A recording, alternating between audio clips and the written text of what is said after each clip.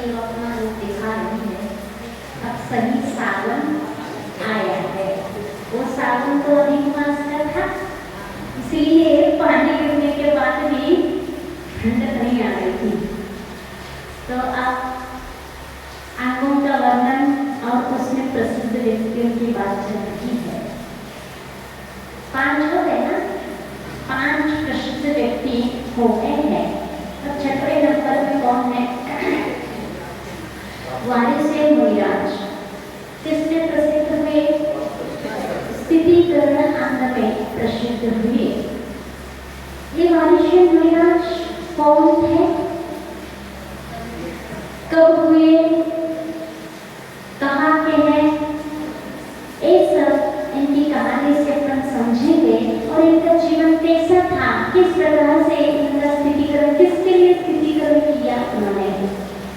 वैसे तो अध्यात्म दृष्टि से देखो तो स्थितिकरण, ये 8 अंग जो होते हैं, ये निश्चय और व्यवहार दोनों रूप से ये अंग हुआ करते हैं।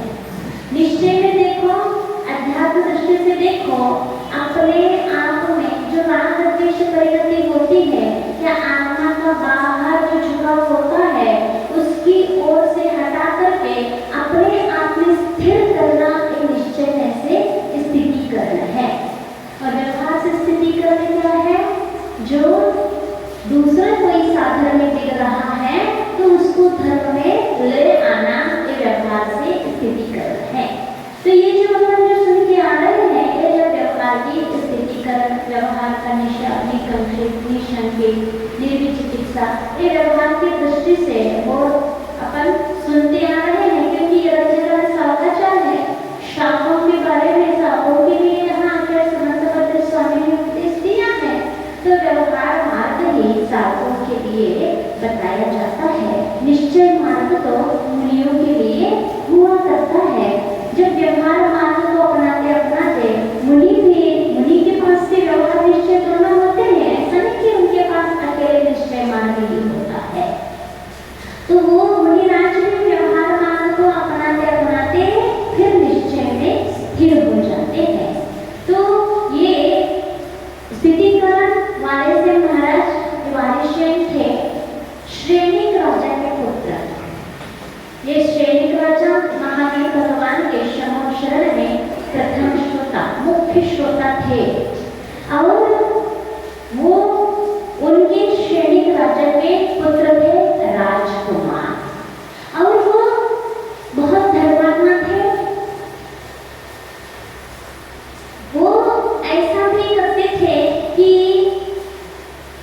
पूजन पाठ विधान आदि करते थे, लेकिन अष्टमी, चतुर्दशी, अष्टमिका आदि जो व्रत आते थे, तब वो घर का त्याग करके वन की ओर जा करके या उद्यान में जा करके वस्त्रों को त्याग करके वो ध्यान सामायिक आदि करते थे। इस प्रकार का विधान साधकों के लिए भी आया है। जो अनुवृत्ति होता है, सामायिक करता है, इस प्रकार के वस्त्रों का त्याग करके भी साधना कर सकते हैं, सामायिक कर सकते हैं। तो वो वहाँ जाते थे शाम को और वस्त्रों का त्याग करके रात भर वहाँ ध्यान लगाया करते थे। फिर सुबह फिर अपने में आकर के वस्त्र ग्रहण करके राजपाट की ओर चले जाते थे। ये साधना कौन करता था? राजकुमार। ऐसे सुदर्शन सेठ भी करते थे, उनका भी आता है इस प्रकार का, और ये भी करते थे। देखो, राजकुमार होकर के भी इस प्रकार का घर में रहते हुए भी ये इस प्रकार का श्रावक धर्म का पालन करते हैं। क्या करते थे उनको? क्यों करना पड़ा था ऐसा?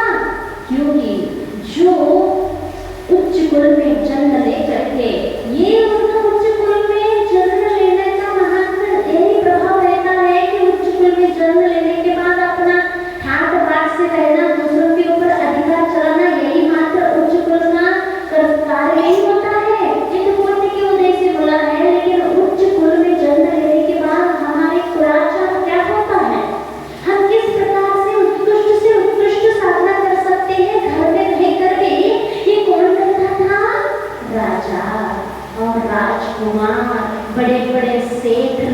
करते थे। इसलिए कहते हैं जो जितने ऊंचे ऊंचे रहते हैं उनका आचरण और उनका विचार भी उतने ऊंचे ऊंचे हुआ करते थे।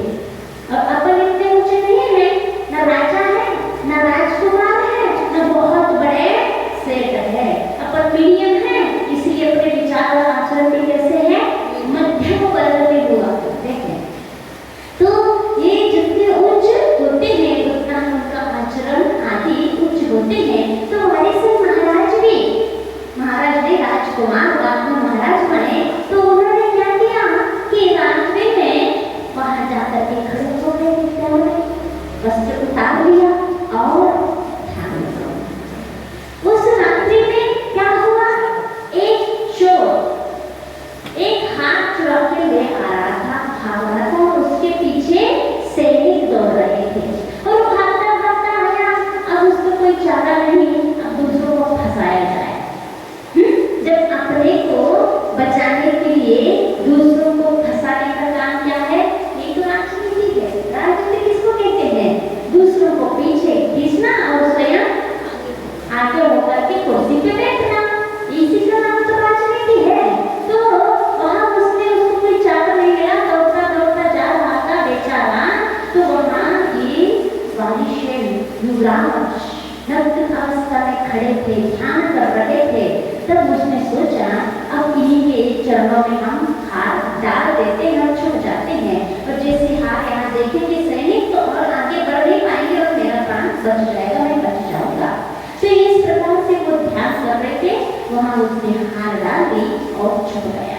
और दौड़ते हुए आ रहे थे, उन्होंने देखा, देखो ये मायाचारी, ये वंचित राजकुमार हार चुरा के ला रहा था और अब देखो क्या दिखा रहा है, मुनि बन करके ऐसे बिल्कुल खड़ा है जैसे बगुला भक्ति कहते हैं। बगुला क्या करता है, तालाब के किनारे ऐसा ध्यान अवस्था में खड़ा रहता है, बिल्कुल एकाग्र अचल होकर के।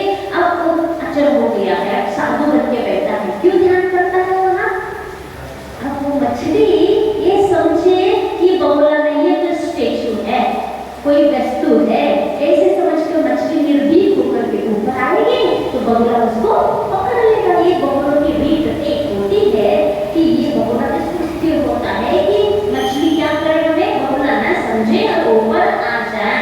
इस प्रकार की ध्यान करके बगुला खड़ा होता है और मछली को पकड़ता है। उसे ये बगुला भक्ति देखो इसकी कितनी, यहाँ एक तो हाथ चुरा के ले आया और ऊपर से अपने आप को सज्जन बताने के लिए एक मुनि के जैसे बन के खड़ा हो गया। पकड़ो इसको, ले चलो। हार लेकर के उस राजकुमार को पकड़ करके ले जाते हैं सैनिक राजा के पास और बता दिया कि राजदरबार से हाथ चुरा के ये ले जा रहा था।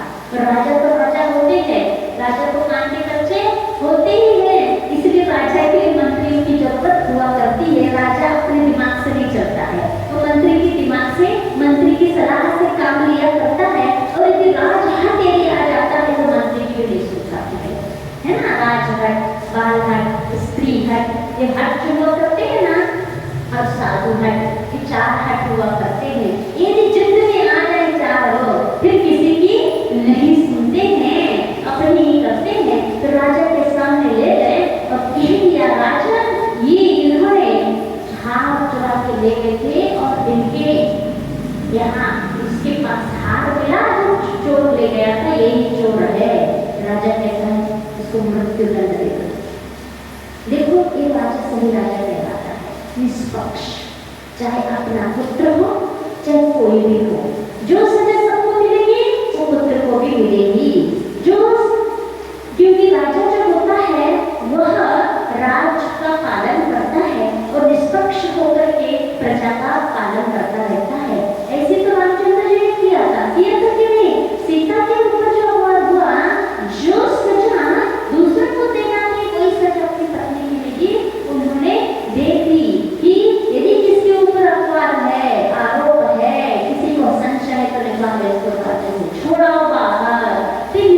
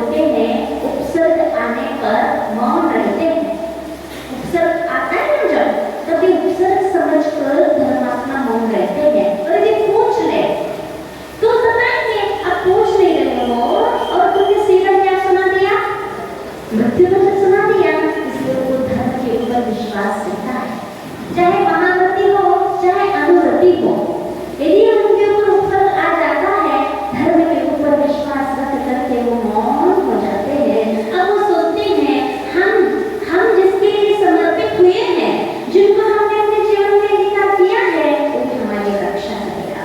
अब हमारे वचन रक्षा नहीं करेंगे, हमारे संकेत रक्षा नहीं करेंगे, रक्षा कौन करेगा? हमने जिसको अंगीकार किया है और जिसके लिए हमने जीवन दे रहे हैं और जिसके लिए हम परीक्षा दे रहे हैं, उस परीक्षा में पास कौन कराएगा? कोई कराएगा। उसको बहुत विश्वास था। तो ये जिसको इस प्रकार का विश्वास नहीं रहता है, उसके ऊपर इस प्रकार की परीक्षाएं भी नहीं देने के योग्य नहीं रहता है। परीक्षाएं भी जो लेते हैं ना, व्यक्ति को देख कर ही परीक्षाएं ली जाती है। छोटे मोटे व्यक्ति के साथ ऐसी बड़ी बड़ी परीक्षाएं भी ले ली जाती है। यहाँ आजकल इस प्रकार से अवसर क्यों नहीं आते? पहले इतने बड़े बड़े अवसर सुनते थे कि मुनिराज के ऊपर सीढ़ी रख दी, मुनिराज के ऊपर ऐसे खट प्रहार किया, ऐसे मुख्य अवसर हुआ करते थे। आज ऐसे अवसर होते हैं क्या? ऐसे आज बहुत कम, एक ही अभी सुनने में मिला तो अभी, लेकिन ऐसे अवसर नहीं हुआ करते हैं। क्यों? और व्यापक खाना या ऐसा ये सब अवसर हुआ करते हैं सहनन को। जैसे सहनन होता है, कहते हैं ना, ग्रह किसको लगता है? सूर्य और चंद्रमा को, तारे को क्यों नहीं लगता है? क्योंकि जिसके पास जो सहने की कैपेसिटी रहती है, उसके ही सहनन को देख करके परीक्षा उपसर्ग आया करते हैं। और उस परीक्षा को, वह परीक्षा देने के लिए सन्निकटबद्ध हो तो वह परीक्षा दे उसकी। तो ये धर्मात्मा जो महापुरुष हुआ करते थे, वो ऐसे कठिन परीक्षा को देने के लिए भी तैयार हुआ करते थे, क्योंकि उनके पास सहन हुआ करता था। तो वो ठीक कुछ नहीं बोले, तैयार है। और जैसे उन्होंने सुना है उसकी दंड दो, और ले गए उनको और तलवार से उनको जैसे ही प्रहार किया, तलवार क्या हो गया? हार बन गया। अब क्या है? पहले तो वैरागी थे, पहले से उदासी थे, और ऐसा निमित्त और मिल जाए, क्या ऐसे व्यक्ति घर में रह सकता है क्या? हाँ, पहले से घर छोड़ के भाग रहे थे। अष्टमी चतुर्दशी को बिल्कुल निर्मोही होकर के जो साधना कर रहे थे, ये सोच रहे थे, हे भगवान, ऐसा कब दिन आ जाए कि ऐसे नरेश को, महाव्रत को धारण करके मैं हमेशा के लिए ऐसी तपस्या करूं कि कर्म को नष्ट करके हमेशा के लिए संसार को नष्ट कर दूं। ऐसी भावना जो बार-बार आता रहता है, और उसके इतना बड़ा निमित्त मिल जाए तो फिर वह घर में रहने वाला नहीं है। क्योंकि इनकी परिणति, इनके परिणाम इतने निर्मल रहते थे, हमेशा छोटा सा भी निमित्त मिल जाए तो घर से निकल जाते थे। कैसे? बादल को विघटन देख करके, तारा टूटता हुआ देख करके, और प्रकृति को देख करके, और पतझड़ को देख करके, इन छोटे छोटे निमित्तों को लेकर कितनी गहराई के चिंतन में चले जाते थे। ओहो, ऐसा ही क्षण हमारा जीवन है। जैसे तारा टूट गया एक क्षण में, हमारा जीवन कब टूट जाएगा? इस सिलसिले में शाश्वतों के सिलसिले कब रुक जाएंगे? कोई भरोसा नहीं, बस चिंतन चलता रहता है। फिर चिंतन इतना गहरा हो जाता है, फिर घर में रुकते नहीं, वो वैराग्य को प्राप्त होकर के दीक्षा धारण करते। तो ऐसे निर्मल शुभ परिणामधारी पहले लोग हुआ करते थे।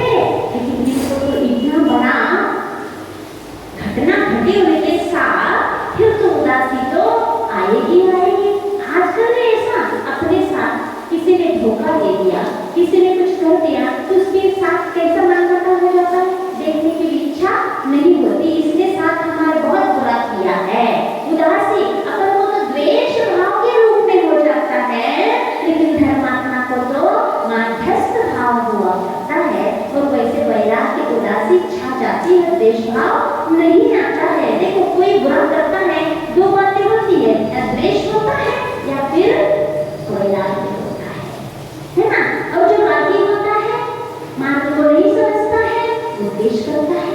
और जो मार्ग को समझता है, स्वरूप को समझता है, उसके प्रति मध्यस्थ होकर के उदास हो जाता है, द्वेष नहीं रखता है।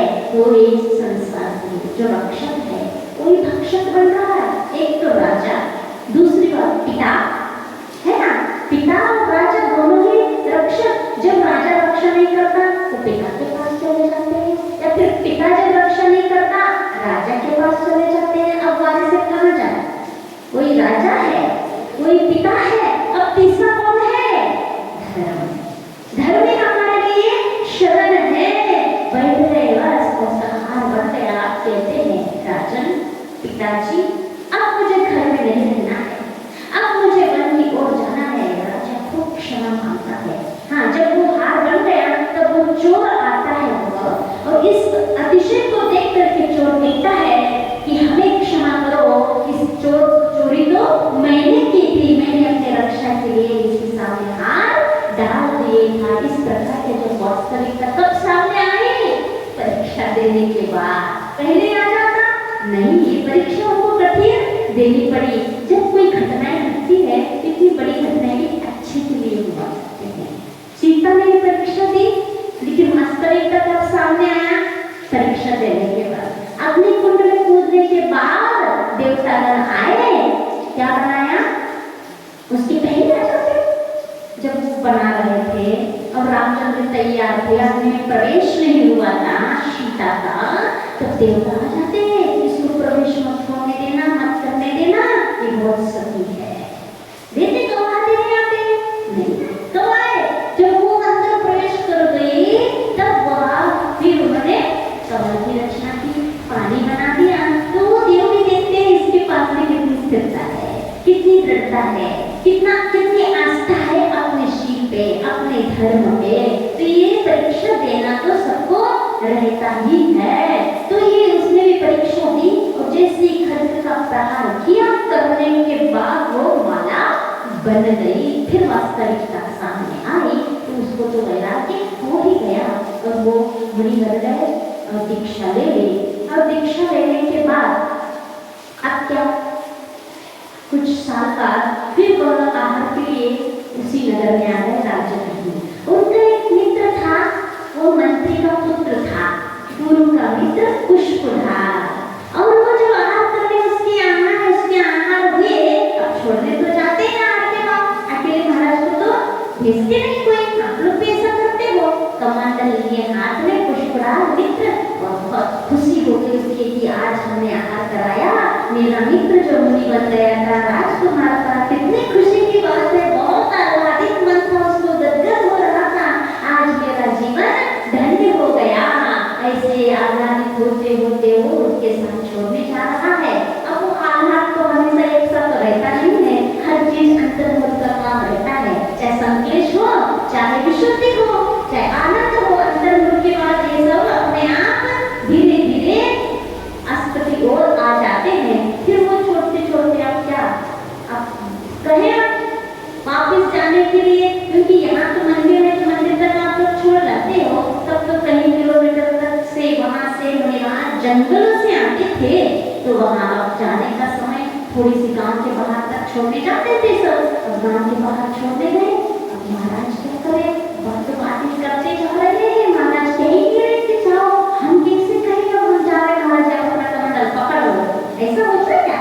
ऐसा कोई कहता नहीं है। इतने मुनिराज के सामने इतना कैसे कहे? अब कहने के तरीके भी अलग अलग होते हैं। डायरेक्ट ना करके ऐसे कान ना पकड़ के घुमा के पकड़ लो, तो क्या कैसे घुमा के पकड़ने लगे हो? महाराज आपको याद है यहाँ इतनी दूर से ऊपर यहाँ आते थे खेलने के लिए, यहाँ क्रीड़ा करते थे। महाराज मुस्कुराए कि हाँ अच्छी बात है, और आगे चले गए। आगे चलते गए, अब उनके मन में आंदोलन था, बहुत दूर आ गए अपन घर से, अब मुझे घर भी जाना है वापस। महाराज को था उनको तो वन है ना, घर है ना, बाल है ना, स्त्री है ना, पुत्र है, उनको तो निश्चिंतता है, मुझे तो अपनी चिंता सता रही है परिवार की। महाराज को कुछ सोच ही नहीं मेरे बारे में, वो सोचता जा रहा है। एक तालाब आया, कहा महाराज अपन स्नान करने आते थे, इतनी दूर है अपने घर से। ठीक है चलो कोई बात नहीं। अब उसको करते करते कहाँ ले गए, उसको अपने गुरु के पास ले गए। गुरु के पास ले गए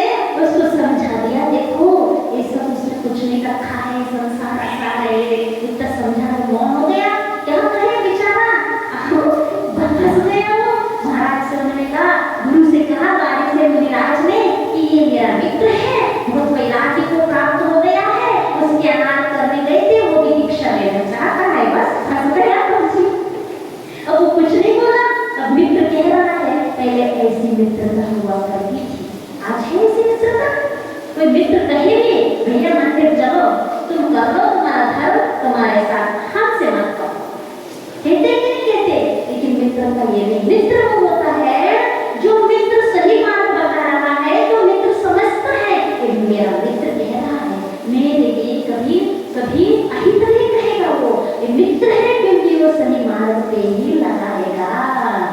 किम मित्र यदि निवर्तते पापा, ये प्रश्नोत्तर रत्नमालिका में आया है कि मित्र कौन है? जो पाप से निवृत्त कराता है, पाप से छुड़ाता है, सन्मार्ग में लगाता है। मित्र की परिभाषा प्रश्नोत्तर रत्नमालिका में आई है। वो मित्र का निवारण है देवादी से कोई राज। मित्र का कैसे निवारण? ठीक तुम मित्र का बता रहे हो ना कि हम यहाँ खेलते थे, यहाँ नहाते थे, हम भी मित्र का बता रहे। चलो तुम ऐसी मित्रता बता रहे हैं, हम ऐसी मित्रता, असली मित्रता तो यही है। तुम खेल कूद बता रहे हो, अब हम खेल कूद छुड़ाते हैं तुम्हारी। हाँ, अब गए किसी महाराज गुरुजी, ये भी बहुत वैराग्य को प्राप्त हो चुकी दीक्षा धारण करना चाहते हो, हाथ जोड़ के खड़े हो गए, क्या करे? अब मित्र कह रहे हैं, उन्होंने स्वीकार कर लिया। कैसे मित्रता देखो, ऐसी मित्रता होना चाहिए कि यदि सम्मान पे मित्र कोई जा रहा है तो दूसरा मित्र भी उसी के पीछे जाए तो वह सही मित्र है। और आपकी मित्रता भी वही है, लगे रहो, डटे रहो, कभी न कभी समझ में आएगा। आज नहीं आ रहा, कल आ रहा, कल आएगा, परसों आएगा, लेकिन आप हर नजर मीठे मीठे वचनों से, अच्छे व्यवहारों से उसको भी सन्मार्ग में लाने का प्रयास अवश्य करना चाहिए। तो उन्होंने किया और दीक्षा हो गई उनकी। अब 1 साल 2 साल कितने साल हो गए? 12 साल तपस्या कर रहे हैं, लेकिन मन में इस प्रकार की कोई भी वैराग्य, मात्र मित्र के कहने से क्या घर में त्याग कोई करता है? मात्र मित्र के कहने से कोई दीक्षा भी लेता है? हाँ लेते हैं। एक और प्रसंग आता है, कहा पद्म पुराण में उदय सुंदर सुरसुंदर 2 थे। उदय सुंदर था, वो अपनी पत्नी को, उसकी शादी हो गई उदय सुंदर की, तो शादी होने के बाद वह पहली बार में पत्नी विदा को, मतलब पहली बार में मायके जा रही थी, तो मोहित इतना था पत्नी पे कि पहली बार के मायके जा रही है तो कहता मैं भी चल रहा हूं। बताओ कितने मतलब मोह राग, ये नहीं देखता कि कहाँ हम कौन है और क्या करने जा रहे हैं, लेकिन वो लोग क्या कहेंगे, शर्मिंदा नहीं हुआ वो, क्योंकि मोह जो उद्रेकता रहती है, कोई भी कष्ट हो, चाहे क्रोध हो, मोह हो, राग हो, द्वेष हो, इस प्रकार की मोह शर्म अर्म नहीं उनको आती है। तो कहता मैं भी चल रहा हूँ, जितने दिन आप रहोगी मायके मैं भी रहूंगा, फिर लेके आऊंगा, चलो भैया।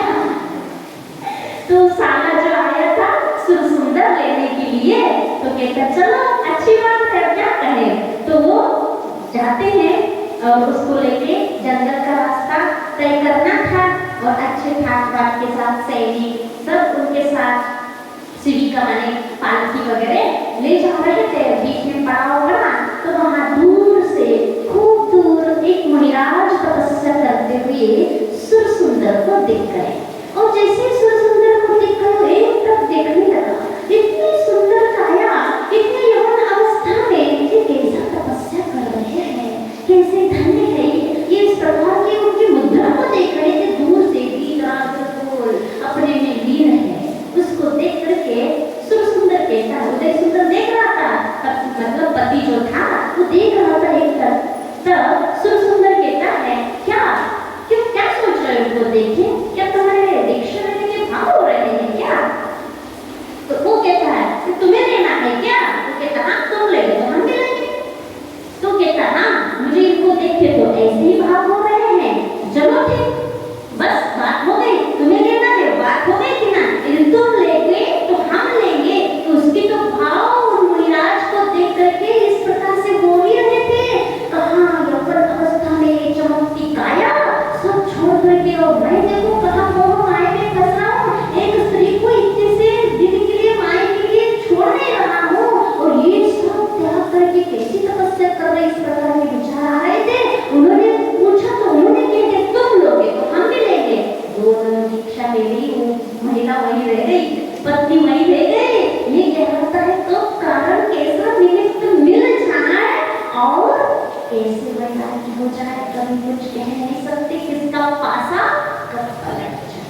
इसीलिए कभी को इस दृष्टि से मत देखो किसी व्यक्ति को, आज इसकी प्रवृत्ति तो देखो, इसकी कृति तो देखो, इसकी क्रियाएं देखो, कोई भरोसा नहीं हो जाता हो आज ऐसा है कल आपसे आगे बढ़ सकता है। कोई भरोसा नहीं कब निमित्त मिल जाए उसको और इतना धर्मात्मा बन जाए। आप लोग भी ऐसे वाराणसी में कहीं ना कैसे होंगे, कभी कुछ मंदिर में आके होंगे और कुछ ऐसे समाजों के ना कि उनको ऐसे धर्म की लगन लग गई कि सबसे अच्छा धर्मों के बिना उनको कुछ रुचता ही नहीं। ऐसा होता कि नहीं होता है? तो कब समागम मिल जाए और कब अपना जीवन पलट जाए कह नहीं सकते हैं। तो ऐसे ही उनका जीवन अब मित्र के कारण दर्द से पलट ही गया, भाव से नहीं पलटा था। अब 12 साल हो गए, अब उनको अंदर से वह मोह गया नहीं था, उनको अचानक याद आ गया। 12 साल हो गए, एक बार अपने नगर की ओर घुमाते हैं, पत्नी को देख के आते क्या हाल हो रही है, बता के आए नहीं थे, मित्र को छोड़ के आए थे, यहीं के रह होके क्या हाल है उनकी। और उनकी जो पत्नी थी वो खूब सी सुंदर नहीं थी और वाली से महाराज की 32 रानियां थी। कितनी? 32 रानियों की एक से एक सुंदर रानियों को छोड़ के आए थे वो। और उनके मन में ऐसा आया, उन्होंने कहा हम थोड़ा राजग्रही हो आते हैं। वारिसेन ने कहा, वारिसेन समझ गए कुछ तो आप साथ में रहते रहते समझ में आता है ना कितना वैराग्य और क्या कर रहे हैं। फिर भी वो लगे थे स्थितिकरण करने में। तो चलो वो जैसे चले जाते हैं पीछे पीछे उनके होते हैं और जैसे राजगृह जाते हैं तो कहते हैं कि वहां बाहर जाके समाचार भेजते हैं चेलना के पास। चेलना कौन थी? वारिसेन की माँ। कहते हैं कह देना चेलना वाली से कि वारिसेन मुनिराज आपके राजगृह में आ रहे हैं। क्यों आ रहे हो? अब आप समाचार दे रहे हो, मतलब आहार के लिए तो नहीं आ रहे, तो पक्का है क्योंकि आहार मुनिराज समाचार देके नहीं जाते। क्यों नहीं? चंद्रमा के मन में शंका उत्पन्न हो गई। बहुत दृढ़ सम्यक दृष्टि थी जिसने पति को भी तीर्थंकर बनाया कि नहीं बनाया। तो ऐसी दृढ़ सम्यक दृष्टि उसके मन में संशय आया, क्या बात है, क्यों लौट के आ रहे हैं इतने साल में तपस्या करते हुए, राजपाट की याद क्यों आ गई? ऐसा कोई होता है क्या मुनिराज की हम तुम्हारे यहाँ आ रहे हैं? कोई दीक्षा ले ले और दीक्षा के वे खबर देते कि हम घर आ रहे हैं, कैसा लगेगा उसको? अंदर तो कुछ तो होगा, अटक लगेगी, क्यों आ रहे हैं, क्या बात है? आ तो रहे बुरी अवस्था में। तो उन्होंने एक सोने की चौकी और एक लकड़ी की चौकी रखी परीक्षा के लिए। उसको धन बैठो मकान से तो मोह तो नहीं हुआ।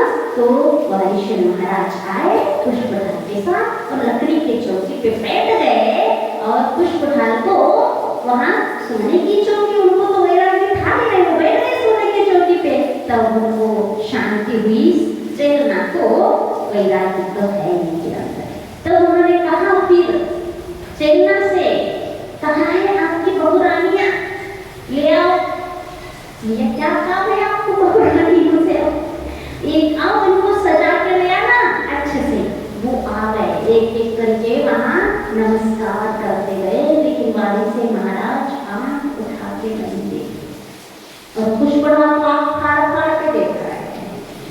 ये रानियां इतनी एक से एक सुंदर और एक महल, एक कंचन। ओहो, तब कहते हैं फिर अब कहो क्या करना है तुम्हें, अब बोलो क्या चलना है? काली स्त्री को देखने, कुरूप स्त्री को देखने? उनको समझ में आया कि संसार आसार है, ये सब आसार इतनी वैभव को छोड़ कर के ये गए, इनके मन में आंख उठा के मैं देखा तक नहीं और काष्ठ के उस पे चौकी पे बैठ गए, मुझे स्वर्ण पे बिठा दिए। इतनी सुंदर रानियों को छोड़ के गए, वास्तव में इसमें सुख नहीं होगा, इसमें कोई सार नहीं है, तभी तो ये छोड़ के गए। तब उनको गलती समझ में आ गए, तब वो भाव बन गए, स्थितिकरण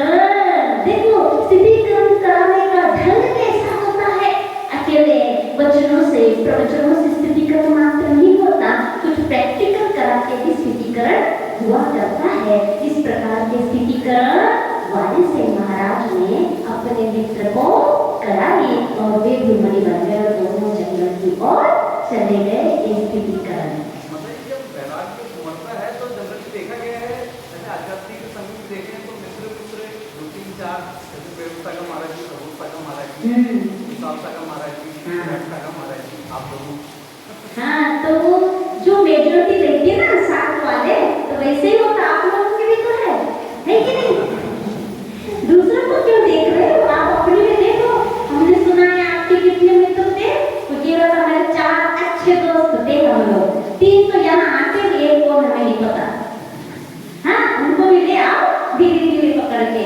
तो ये अच्छी मित्रता, सही मित्रता कहलाएगी। तो आप लोग भी एक दूसरों को देख करके धर्म मार्ग में बढ़ते रहते कि नहीं बढ़ते, अच्छी चर्चा करते कि नहीं करते। तो ये होती है कि एक दूसरों को देख करके कदम बढ़ते जाते हैं। तो ये मित्रता उन्होंने निभाई और स्थितिकरण की, और तब सोनभद्र महाराज ने उनको में वाणिसी मुनिराज को याद किया।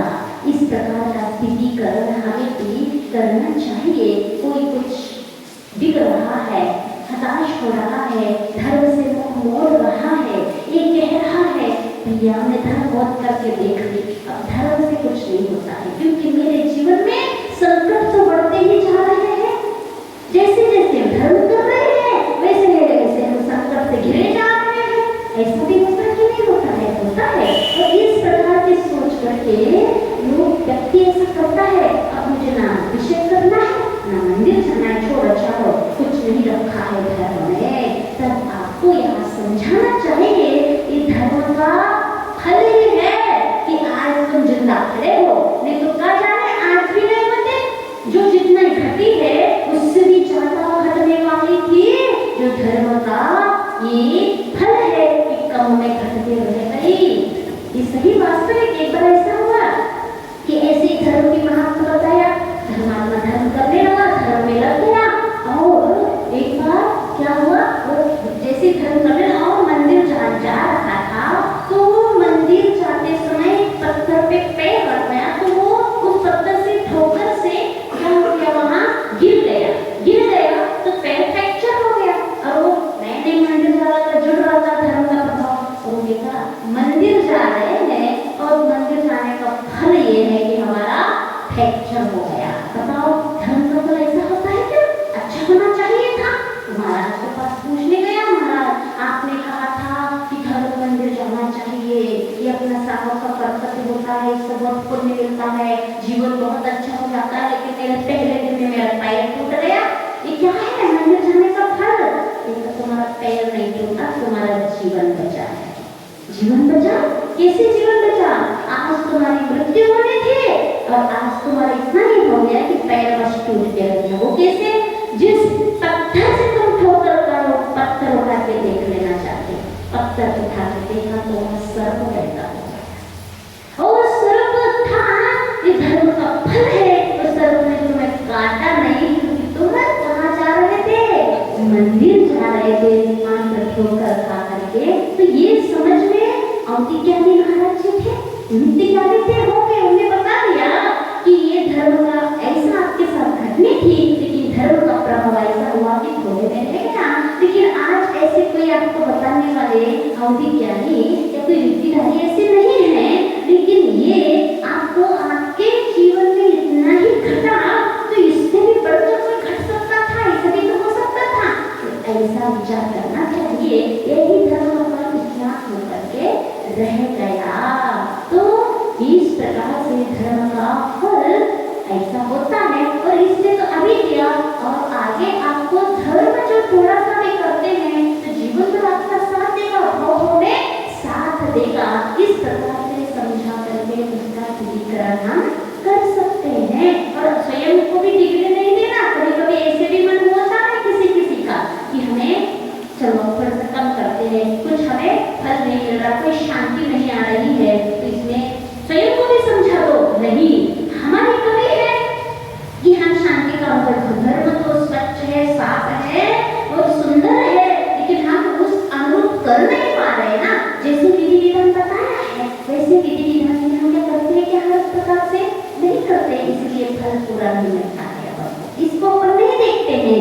गलती थोड़ा सा है, क्योंकि अपन 24 घंटे में थोड़ा सा धर्म किया और बहुत सारा कर्म करते करते कि नहीं, 23 घंटा रच पच रहे विषय कषाय में और 1 घंटा दे रहे धर्म में। अब कौन किसकी शक्ति पावर ज्यादा है बता, धर्म की कि कर्म की? और जिसकी शक्ति पावर ज्यादा है वही तो फल दिखाएगा, तो फल दिखा रहा है, इसीलिए उसको जितना इतना ही कर रहे हैं, इसलिए इसका धर्म प्रभाव कम है, ऐसा भी सोच करके हम अपने आप को स्थिर कर सकते हैं। इस प्रकार के स्थितिकरण में वाली सिंह निराश हो गए।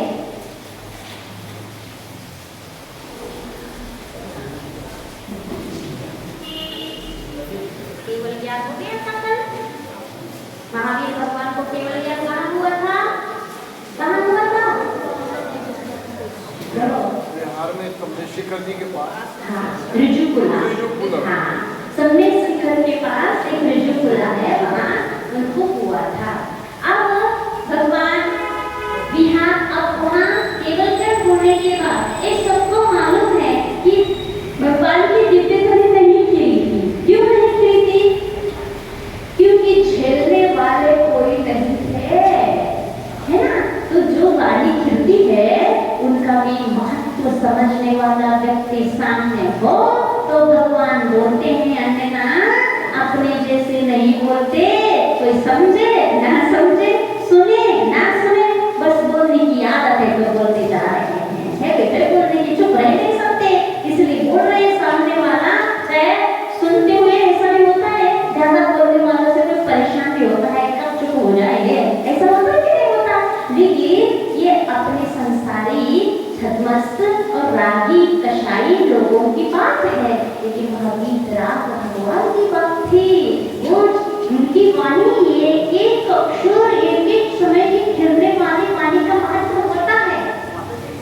जो गंधर्व रहते हैं वो निर्जन अवस्था में रहते हैं, जिस समय वाणी चलती है नहीं, मुनिराज पढ़ने के बाद वाणी चलती है।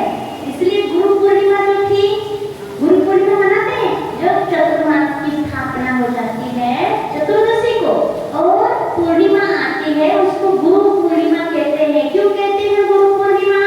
क्योंकि ये अपने इंद्रभूति उस समय भगवान महावीर के दर्शन किए थे और उस दिन दीक्षा धारण किए थे, उनको गुरु मिल गए थे, सच्चे गुरु, इसलिए उनको उस दिन गुरु पूर्णिमा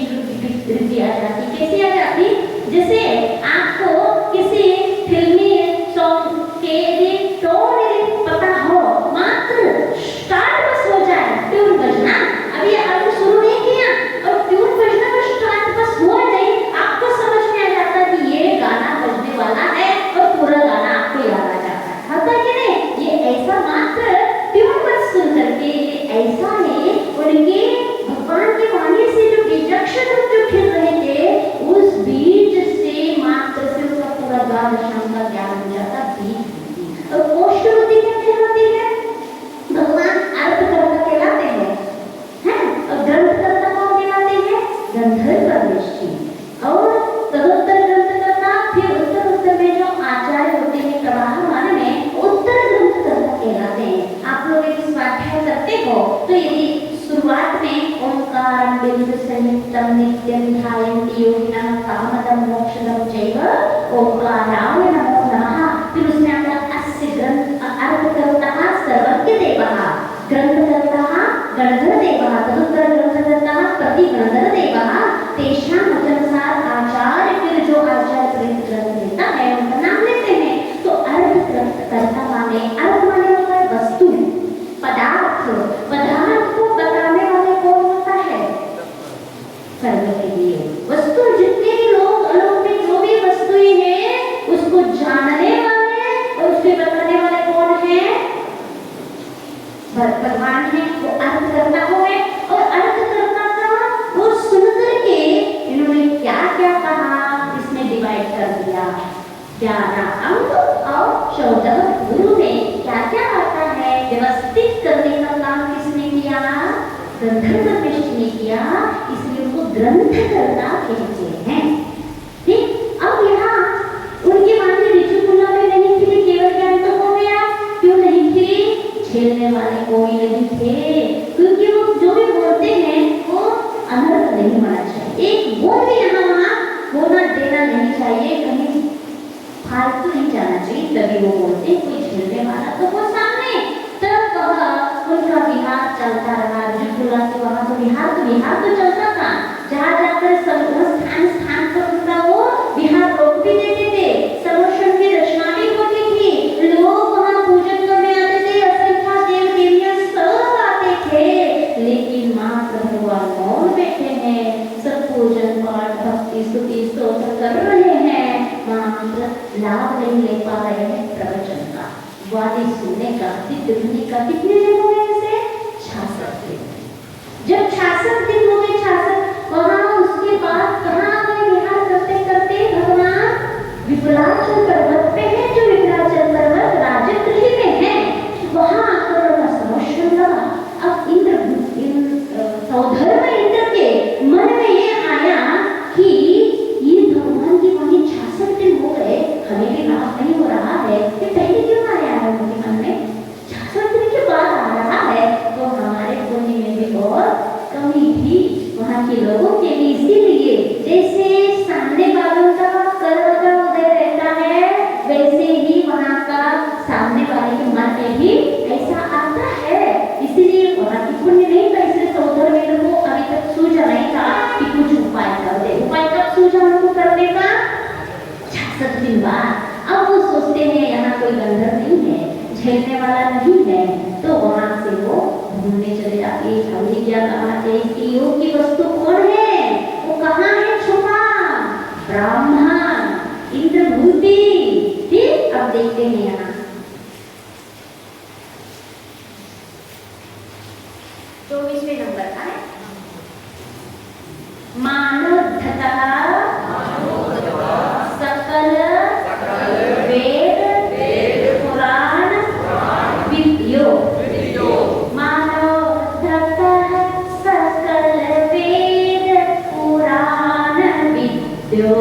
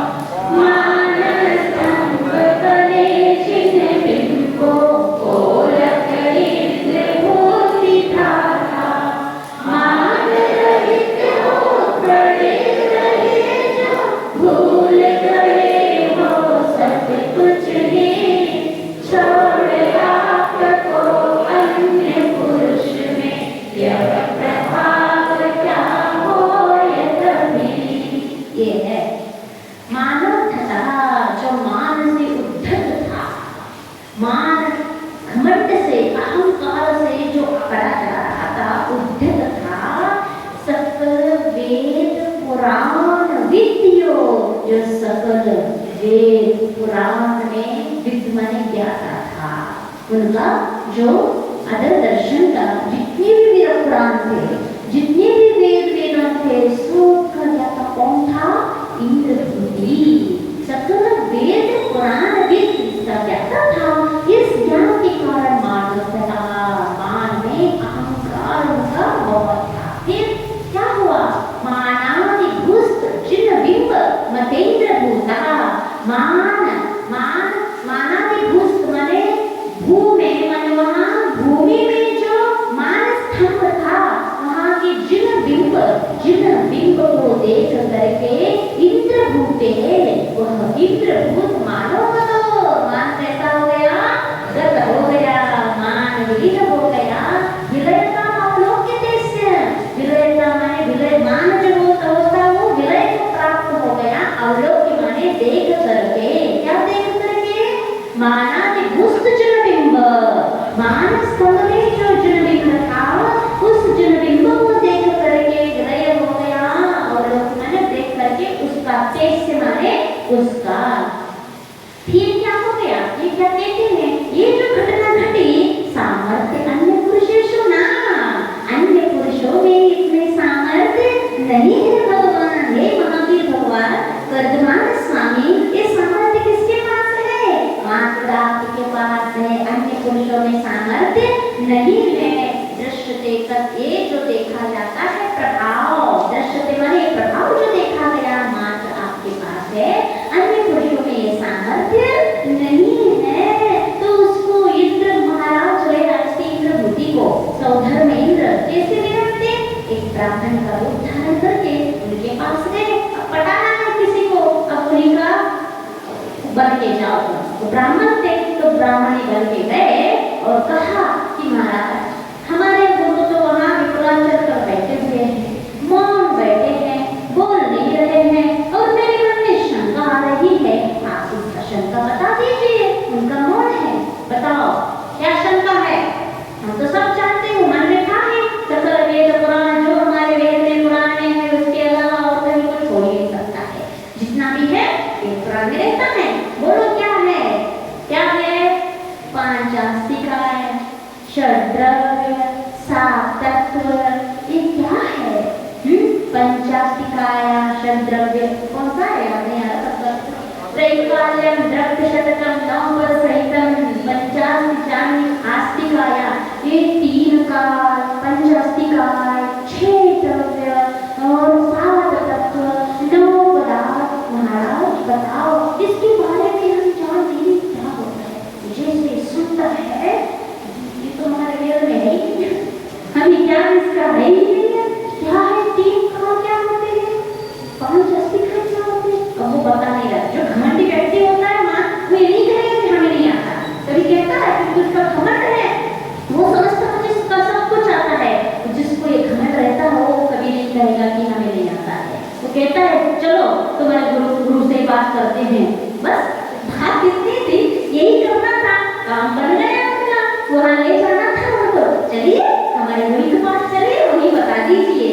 गए, वो अच्छे तरह से अकड़ता हुआ जा रहा है और उनके पीछे 500 शिष्य थे। कितने? उनके 500 शिष्य। और वो 3 भाई थे, इंद्रभूति, अग्निभूति और वायुभूति। प्रत्येक के 500 शिष्य थे। सब वो गए उनके साथ और चले गए। और जैसे ही समुशन कितने 20,000 सीढ़ी चढ़ के ऊपर चले गए और ऊपर जाने के बाद मानस स्तंभ। सबसे पहले क्या मिलता है? मानस स्तंभ। जैसे ही मानस स्तंभ देखा, उसका प्रभाव ऐसा रहता है, ग्रहित मिथ्या को ठहर नहीं सकता है। ये तो है जो ग्रहित मिथ्यात्वी होता है, कोई भी ग्रहित मिथ्यात्वी समुशन में प्रवेश नहीं कर सकता। यदि ग्रहित मिथ्यात्वी है, वहाँ मानस स्तंभ के पास उनका विलय हो जाएगा, फिर बाद में आगे बढ़ेगा। माता जी, ग्रहित मिथ्यात्व को वहाँ इतना विवेक जागृत हो जाता है। हाँ, ये तो मानस स्तंभ का प्रभाव है कि वो जैसे देखा, ओहो, मैंने जिसको समझा वेद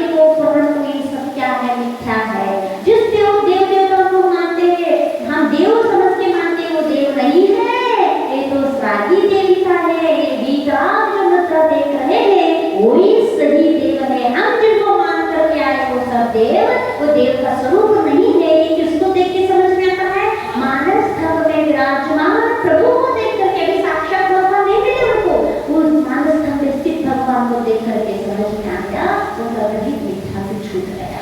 और जैसे ही वहां चले गए, वहां साक्षात भगवान के सामने क्या विभूति, क्या वीतराग था, अनंत गुण स्वरूप, भंडार स्वरूप भगवान बैठे हुए हैं। देख करके सम्यक दर्शन की प्राप्ति हो गई। अग्रिम मिथ्यात्व भी वहां चला गया। अब क्या था? भगवान की स्तुति कर रहे प्रभु जी, क्या ऐसे गीत राग होता जो देखा हमारा संसार चुल्लू मात्र रह गया, हमारा संसार विलय हो गया। अब हमें आप अनंत सुख, अनंत ज्ञान, इसलिए आप ही, हमारे पास ज्ञान कुछ भी नहीं है, अनंत ज्ञान के मुक्ता ज्ञाता तो आप ही है। आप तीन लोग को जानने वाले। स्तुति शुरू हो गई और स्तुति करते करते इतना वैराग हो गया कि कपड़े उतार दिए, रोज कर दिए, मणि बन के बैठ गए। इतनी विशुद्धि भर गई, भगवान के पास मूल में खटाखट विद्या प्राप्त हो गई। दूसरे दिन ये हो गई गुरु पूर्णिमा। गुरु पूर्णिमा चतुर्दशी के बाद जो पूर्णिमा थी, फिर एकम आया, तब भगवान की वाणी खिली, तब उनके माध्यम से अब झेलने वाले चेला मिल गया। अब वहाँ वाणी खिल गई, वहाँ प्रश्न होते गए और भगवान की वाणी खिल गई। उस दिन वीर शासन जयंती उस दिन से मनाया जाता है। ये हो गया इंद्रभूति की कहानी। देखो ये कह रहे कब कौन सा निमित्त मिल जाए, कहाँ थे कहाँ भगवान के प्रमुख गंधर्व बैठ गए, बन गए। आचार्य महर्षि विद्यासागर जी महाराज, इसलिए इन घटनाओं को याद करो। ऐसा जब हो जाता है, वर्तमान योग भी बहुत जीवन में परिवर्तन लाने वाला होता है, इसलिए वर्तमान योग भी प्रत्यय लेना चाहिए।